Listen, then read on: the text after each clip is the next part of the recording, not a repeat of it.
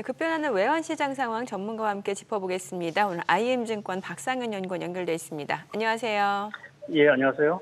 네, 박영원 의원 오랜만입니다. 지금 이번 주 어떤 소식 준비해 주셨나요? 예, 미국의 경기 침체 가능성이 크게 줄면서 달러가 약세를 보이고 있는데요. 이번 주는 달러 환율에 직접적인 영향을 미치는 이벤트들이 대거 예정돼 있는 만큼 환율 방향성과 함께 주요 이벤트를 한번 체크해 보도록 하겠습니다. 네. 어제 달러 환율이 이제 1,330원대 초반까지 떨어지면서 지금 5개월 만에 최저치를 기록한 상황인데 지금 뭐 국내 경제만 놓고 봤을 때는 크게 뭐 좋아지는 것 같지는 않은데 원화 가치가 다시 올라가고 있는 거 왜 이런 건가요? 예, 말씀하신 대로 지금 국내 펀더멘탈만 보게 되면 원화 가치 자체가 이제 급등할 이유는 사실은 좀 재료가 부족한 것 같고요. 근데 최근에 지난 이제 금요일부터죠. 미국의 주택 지표 부진 뭐 이러한 것들로 인해서 미국의 금리 인하 기대감, 그러니까 인하 폭 자체가 조금 더 확대될 수 있다라는 어떤 기대감 자체가 달러 약세를 좀 촉발시킨 것 같고요. 거기에 우리가 잘 알고 있는 잭슨 미팅을 앞두고 좀 시장이 그 연준 의장의 조금 도비시한, 그러니까 좀 완화적인 어떠한 발언을 좀 기대하면서 달러가 조금 크게 약세가 된 것이 일단은 원달러 환율의 그 하락에 좀 빌미를 좀 제공한 것 같고요.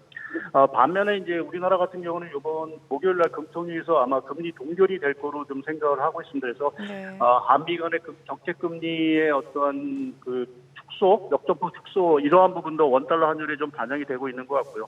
무엇보다 중요한 거는 그 원화 약세를 이제 기대를 하면서 그동안 달러 롱 포지션 자체가 상당히 구축이 되어 있는데 어제 아마 그러한 포지션 자체가 청산이 되면서 원달러 환율의 조금 급락으로 이어지지 않았나 좀 생각을 하고 있습니다.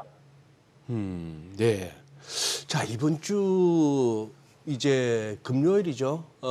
잭슨 미팅에서 파월 의장 연설이 있고 뭐 FOMC 의사록 발표는 그렇다 치고 또 하나 금요일쯤에 이제 우에다 가서 BOJ 총재가 또 일본 의회에서 정언이 있고 이래서 이래저래 좀 환율 관련해서 이번 주가 좀 중요해진 것 같습니다. 우리 박영원님 보시기에 이런 이벤트들 뭐 금리나 기대감이나 아니면은 외환 시장에서 환율 시세 좀 영향을 줄 수 있다고 보십니까? 예, 뭐 영향을 줄 가능성은 배제할 수는 없을 것 같습니다. 다만 지금 연준 총재들이 이제 발언한 내용을 보게 되면 뭐 금리 인하 가능성을 9월 금리 인하 가능성을 이미 시사하고 있는 상황들이고요.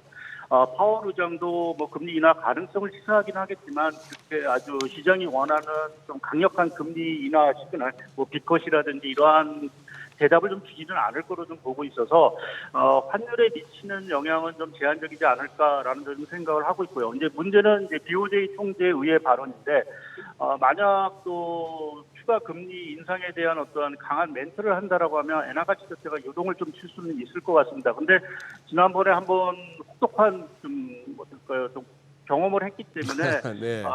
무대 총재도 약간은 좀 완화적인 발언을 하지 않을까 좀 기대를 걸고 있어서 이번 이벤트 자체가 이미 조금 상당 부분 선반영이 됐다라는 측면에서 뭐 실제 영향은 좀 제한적이지 않을까 보고 있습니다.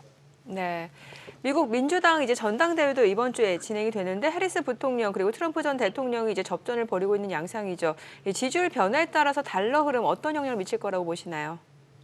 예, 뭐 아무래도 이제 트럼프 대통령이 당선되는 것보다 해리스 부통령이 당선이 되는 게 달러 쪽에는 좀 약세 압력이 되지 않을까 좀 생각을 하고 있습니다. 예, 트럼프 대통령 같은 경우는 이 어떤 공약상으로 보게 되면 뭐 감세라든지 관세 인상은 인플레 유발 요인이고요. 이제 이거는 결국 미국의 국채 금리라든지 이러한 것들의 상승 요인으로 작용할 수 있는 부분은 결국 달러의 강세 요인으로 좀 작용할 것 같습니다. 반면에 해리스 부통령이 당선이 된다라고 하면 뭐 기존 정책의 유지 또 미 연준의 어떤 독립적인 정책 기조 자체가 계속 유지될 수 있다라는 기대감으로 인해서 달러 부분에는 사실은 뭐 이렇게 큰 영향을 미치지 않을 거로 좀 예상을 하고 있습니다. 네. 네. 어제 저희 뭐 증시타임에서 송정영 대표하고 살펴봤습니다만 뭐 순식간에 그 외환 시장에서 엔화 약세 쪽에 배팅했던 포지션들 다 정리되고 헤지펀드나 이 투기 세력들은 엔화 강세 쪽으로 돌았었던데요. 지금 이게 3년 5개월 만입니다. 이 엔화 순매수 쪽은 투기 세력들이. 어떻게 우리 박 의원님 보시기에도 하반기에 엔화 강세 기조 계속 이어질 거로 보십니까? 예, 강세 기조는 유지를 될 거로 보고 있습니다. 다만 속도의 문제일 텐데요. 뭐 최근 7월 말 8월 초에 보였던 속도를 내기는 좀 어려울 거로 좀 보고 있습니다. 그러니까 그거는 이제 일본 경제 자체가 뭐 생각보다는 사실은 경제 회복 속도가 그렇게 빠른 상황들은 아니고 또 8월 초에 뭐 아까 말씀드렸듯이 일본 금융시장이 한번 큰 변동성을 좀 보였기 때문에 일본 은행 입장에서도 상당히 점진적인 통화 정책, 극추가 긴축을 가지 않을까라는 쪽이 좀 생각을 하고 있습니다. 또 달러와 역시 지금 미국의 금리 인하 기점 때문에 약세이긴 하지만 지금 제반 경제 상황을 봤을 때는 달러가 그렇게 급락할 가능성은 크지 않다라는 부분에서 보게 되면 엔화는 좀 점진적인 강세 이러한 흐름을 하반기에 보이지 않을까 좀 생각을 하고 있습니다. 네, 내용 잘 들었습니다. 고맙습니다. 예, 감사합니다.